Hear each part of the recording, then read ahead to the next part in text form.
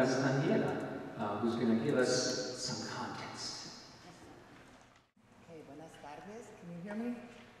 No? Yes. Now? Okay, because last time on Saturday, people were telling me that I was not speaking into the mic. Okay. Bueno, so mil gracias a David Spinner for organizing Chile Canta al Mundo and for our event this evening with musicians whose music is a shaping force in my life. I am certainly honored to be invited to give a testimonial, which is where we started from the Chicano movement and solidarity with Chile. Put a professor in front of a mic and you get a larger context, so I'm not sticking just to California. I also want to acknowledge and thank 3 collaborators, Bill Fisher, Gloria Castañeda, and Arturo Madrid.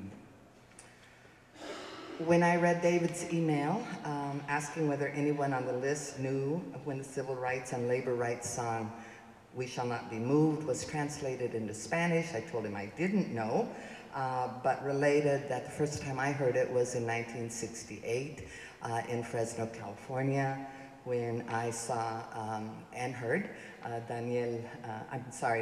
Agustin Lira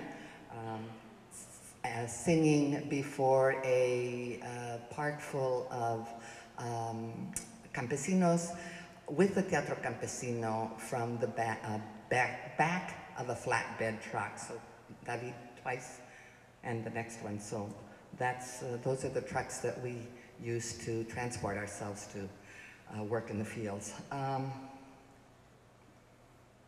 At any rate, I suggested that David connect with Chris Whitmire, which he did. Chris was the archivist for the Union, and consequently we got a hold of Agustin Lira and Patricia.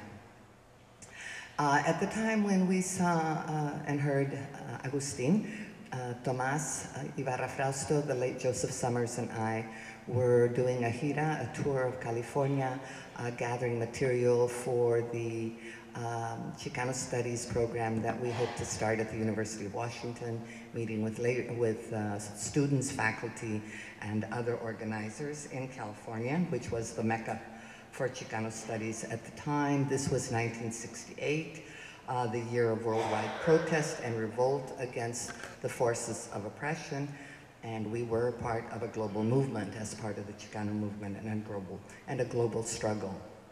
The Chicano movement of the 1960s and 70s, like other civil rights movements of the United States, was a movement for social, economic, political, and educational justice. David, please keep going. I'm just going to show several. So these are various aspects of the movement. That's the Chicano Moratorium of 1970. Keep going. Okay, go back one. And there. So, and that's the Guimara strike of 1973. By now it is the United Farm Workers. It was a movement for liberation from the oppressive, repressive, exploitative conditions that defined Mexican-American / Chicano life since the signing of the Treaty of Guadalupe Hidalgo that ended the US war with Mexico in 1848. Go ahead, Dave. And by which overnight we became Mexican Americans. Go on to the next slide. While I focus here on the Chicano movement, it is imperative to understand that our civil rights struggle in the United States began in the mid-19th century when the Treaty of Guadalupe was signed, and like other people of color in this country, Mexican Americans were not accorded the rights, benefits, and protections of the Declaration of Independence, the US Constitution, and the Bill of Rights guaranteed. As early, leave that one please, as early as, no, leave that one, thank you. As early as 1855, Francisco Ramirez of Los Angeles was defending the civil and economic rights of Mexican Americans, of Mexicanos, of Chilenos, and other Latinos in the Spanish language newspaper El Clamor Público of Los Angeles. And so this is the late 1840s. It is the gold rush, and I'll come back to that later on. So you can go, leave it there, please, and we'll keep it there for a while. Our ties to and relationship with Chile extend far beyond the 19th century. First and foremost, We are branches of the same tree of 16th century Spanish imperialism and colonialism in the Americas, North, South, and Central. We speak Spanish in numerous variations and derive from hybrid mestizo cultures of indigenous European, African, and Asian peoples. Until the late 20th century, Catholicism was the principal religion of the Spanish-speaking world. Its theology, rituals, and ceremonies, mixed with indigenous and African elements, depending on the location, are our common legacy. Since the early 19th century, or Spanish language, 1813 to be exact, Spanish language newspapers in the United States have always reported news of all of the Americas and kept us informed, engaged, and connected. They published and we read the literary creative production, novels, short stories, prose, and poetry of Spanish-speaking authors of North, South, and Central America, as well as of Spain. El Chapter, we called the installments of novels published in U.S. Spanish language newspapers, La Prensa en San Antonio, La Opinión in Los Angeles, El Diario La Prensa in New York City, among others. These publications were the lifelines that kept us connected to each other across the hemisphere. My point, obviously, is that this doesn't start in the Chicano movement. It is long-lasting, and it is from the 16th century forward, really. Spanish language films were another lifeline, as were musicians and entertainers who performed at the Zaragoza, the Nacional, and the Alameda in San Antonio, the $1 Million Theater in Los Angeles, and many other Spanish language venues across the United States. Mexican-American singers, including San Antonio's Lidia Mendoza and Eva Garza, and Brownsville's Chelo Silva, among others, performed extensively in Mexico and Latin America. Tandas and carpas, street theater, especially from Mexico, were prevalent in San Antonio. Here too, Spanish language radio, and beginning in 1955, Spanish language television, KCOR, which became Univision, which we just lost, extensively reported national and global news, but especially covered the Americas. Also from the 19th century to the present, music, songs, visual art, and other forms of cultural expressions of resistance and social critique in which people speak, remember, and call each other to action against injustice have accompanied our daily lives as well as our social political movements. Thus, our consciousness, our language, our resistance to injustice, our art, theater, and music of the Chicano movement were shaped by the duality of being of the histories and cultures of both the United States and of the Americas writ large. We Chicanos Latinos are here in the US because you, parentheses, US foreign policy of intervention and militarism, end parentheses, were there. From the mid-19th century to the end of the 20th century, from Mexico to Chile and beyond.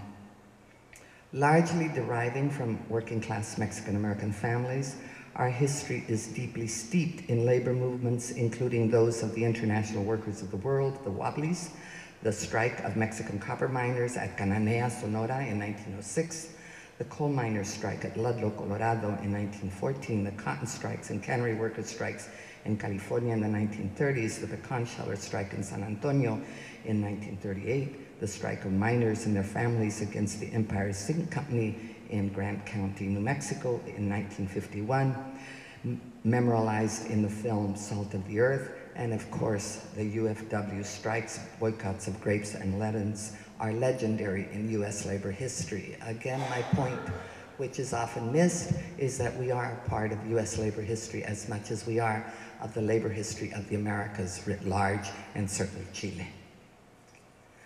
We played and sang songs of both the US and Mexican labor movements, of the Mexican Revolution, whose Plan de San Luis Potosí was written in San Antonio, where the Flores Magón brothers lived and published Regeneración. Joe Hill, La Internacional, La Cárcel de Cananea, We Shall Not Be Moved, Vida y Muerte de Emiliano Zapata, Woody Guthrie's Deportees. David, please. Excuse me, folks, my leg is killing me. Sorry. which commemorates the 28 Mexican farm workers who were being deported, the campesinos who were being deported and who were killed, along with 4 Euro-American crew members when their airplane crashed into Los Gatos Canyon on January 28th of 1948. The message of labor and political solidarity across national boundaries, transnationally, are the legacies the Chicano movement inherited and further built upon. This was especially the case because of the racial discrimination among the US trade union movement. It was leftist unions, whether CP or socialist unionists, and the internationalist ideologies they practiced, who sought to organize workers of color, especially farm labor and related agricultural industries, who, along with domestic workers, were excluded from the National Labor Relations Act of 1937. Sorry. On September 11th,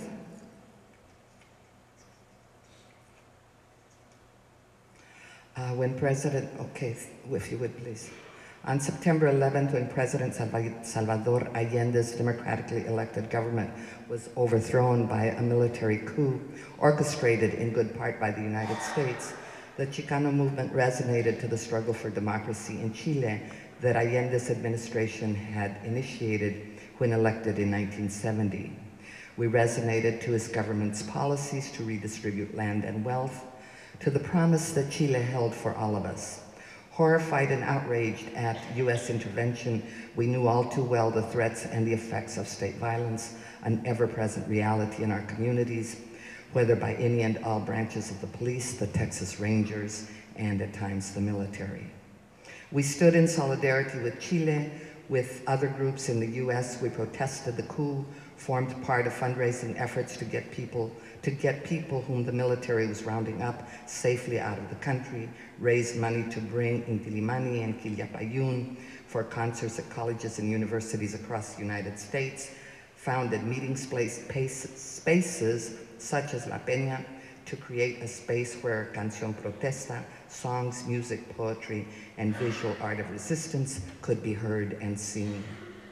On October 4th, 1973, less than a month after the coup, a coalition of Latinos, Chicanos, Chilenos, Nicaraguenses, and third world folks that included visual artists, musicians, academics, and poets organized the first arts and poetry reading fundraiser at Glide Memorial Church in San Francisco, California. It was entitled the Salvador Allende and Pablo Neruda Memorial Poetry Reading, which artist Rupert Garcia's poster flyer announces, and this is Rupert's art. Let me see, okay. I'm going to show a series of slides and just talk rather than read, and I'll ask David to help me out. Arte es Vida, the call which the Esperanza Peace and Justice Center, hang on a minute please, David. The call with which the Esperanza Peace and Justice Center calls us to struggle for our very lives is especially appropriate to the new slides that, the few slides that our time permits me to show, which demonstrate a bit of the range of cultural production of Chicano and Chileno solidarity, though certainly the solidarity with Chile was broad and deep in third world and progressive communities throughout the United States. So the following slides 13 to 24 then will help us do some of this, see some of the visual art in particular. Okay, David, if you will. So this is a tribute to Chile and to Allende. It is Chicano Park in the Logan Heights barrio in San Diego. These are the pillars of the freeway that decimated that community. And so in the 70s, and Chicano artists take it over.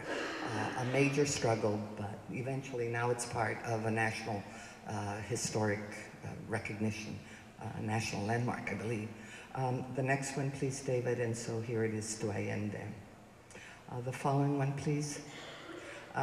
We also, certainly in the literary world, this is the portada of the book Chicano Literature, Texto y Contexto, which Tomás Ibarra Frausto, the late Joseph Summers and I co-edited, was published in 1972.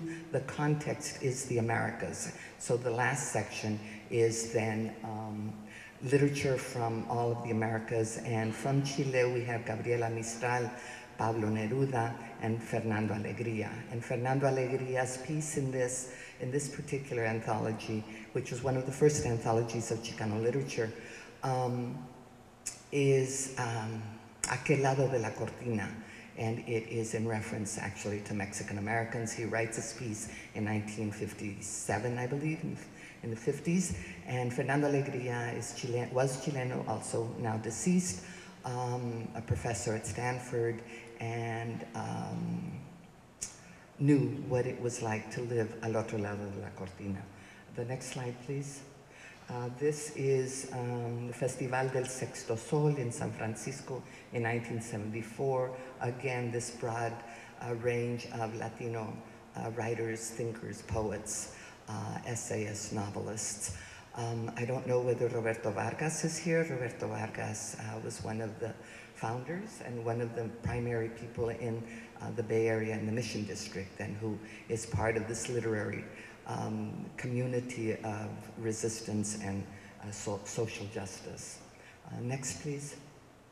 This is the magazine Tintan. It is published in San Francisco, also in the mid-70s. Again, we see Poesía Chileno.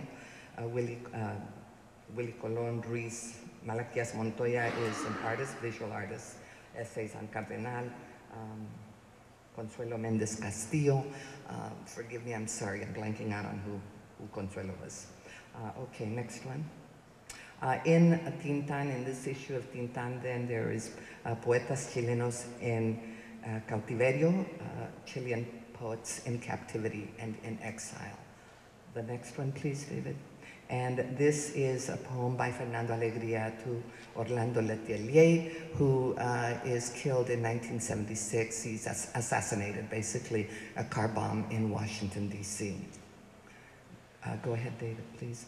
This is not a very good image, I'm afraid, of art piece by René Castro, who is Chileno, who's arrested, tortured, eventually comes to the United States and is one of the founding members of the Mission Cultural Center of Latino Arts. And this is the 10th anniversary of another literary journal entitled Tecolote.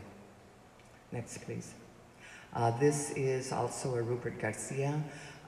Rupert Garcia has this incredible collection of work that he did from the 60s to the present of poster art. And this is Mexico, Chile, Soweto in 1977. Let me see if there's one more. Okay. So that's a very broad, sweeping overview. I'm sorry, this is really a session that we should invite Tomás Ibarra Frausto to do, Professor Tomás Ibarra Frausto, to do one of these fine days.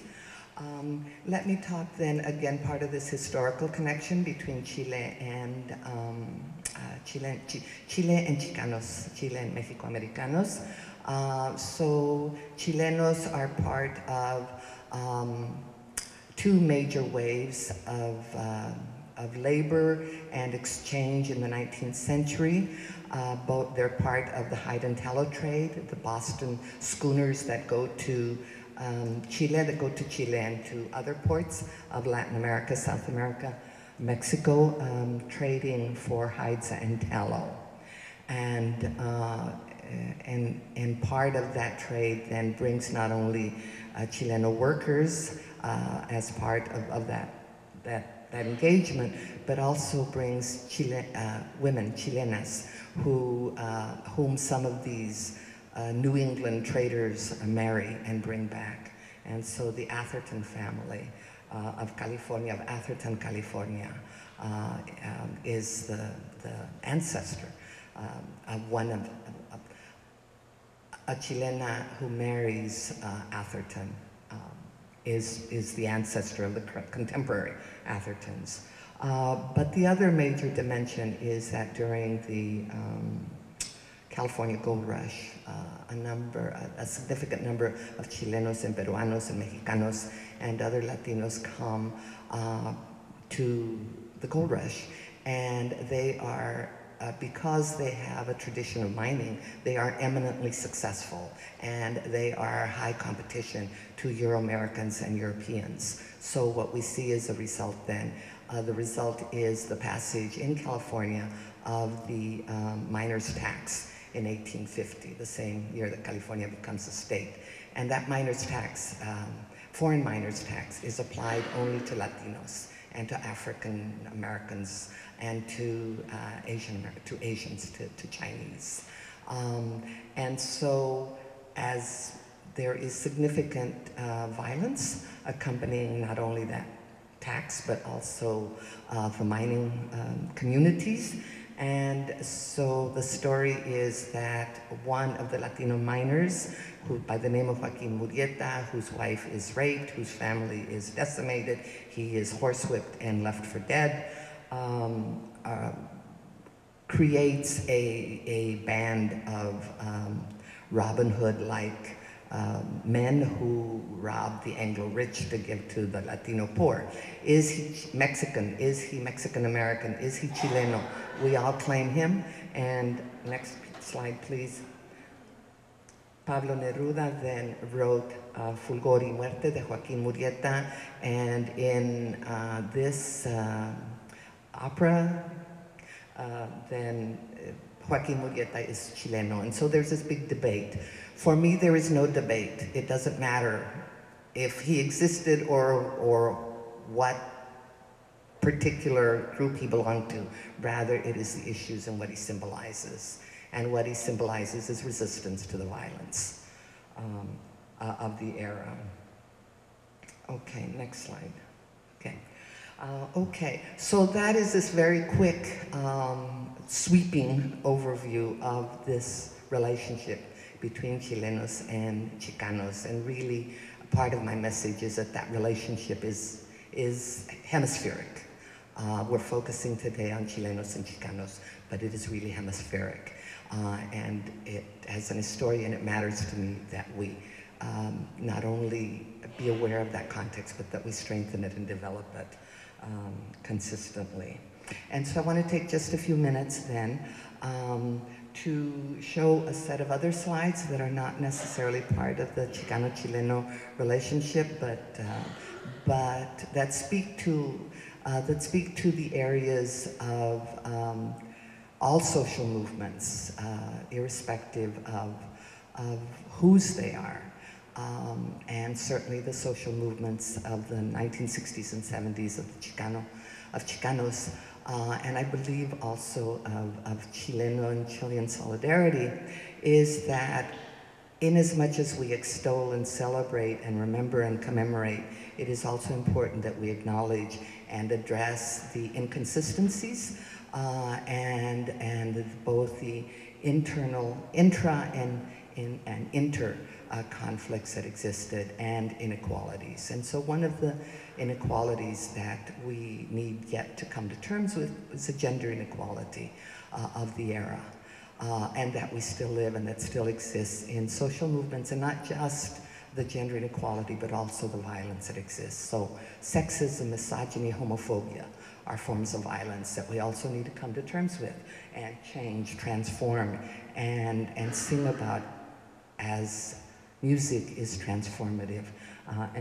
And so I wanted to show just a few slides, a couple of slides. This is by one of the few women's mural collectives, Mujeres Muralistas in San Francisco. And this is Paco's Taco House. And so their subjects are always female or nature. And again, that merits another presentation. Go ahead if you would, please, David. A Chicana feminist by Marta Cotera, our own Marta Cotera from Austin. This is in 1977. The next slide, please. Sun Mad Raisins by Esther Hernandez. Also, I think this one is 1982. Okay, David, go ahead. So, thank you.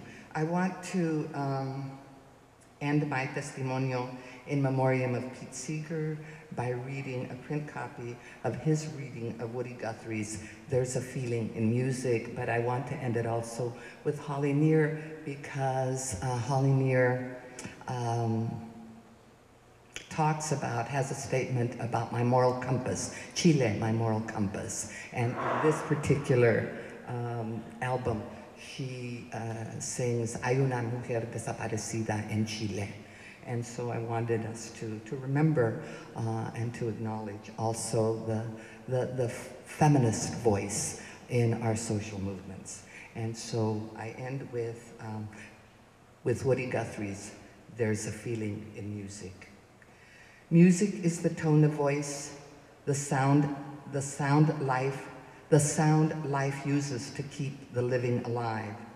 They call us back many times a day from the brink of torture, the holes of superstition. There never was a sound that was not music. There's no real trick of creating words to set to music, once you realize that the word is music and the people are the song. Thank you.